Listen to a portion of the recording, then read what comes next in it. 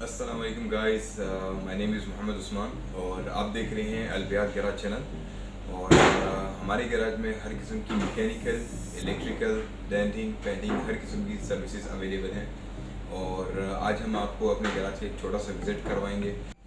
आज की इस वीडियो में हम आपको दिखाएंगे कि हमारे गैराज में मैकेनिकल वर्क कहाँ पे होता है, अपना लेथ वर्क आपको अपनी मशीन का इंट्रोड्यूस करेंगे, इंजेक्टर क्लीनिंग वाली मशीन का इंट्रोड्यूस करेंगे, अपना पेंट रूम दिखाएंगे हम आपको और अपने गैराज का एक छोटा सा विजिट करवाएंगे इंशाल्लाह। फिर नेक्स्ट वीडियोस में हम आपको गाड़ियों का काम होता हुआ भी दिखाएंगे और किस गाड़ी में क्या प्रॉब्लम है और उसको कैसे सॉल्व किया जा सकता है, ये सब भी हम आपके साथ शेयर करेंगे।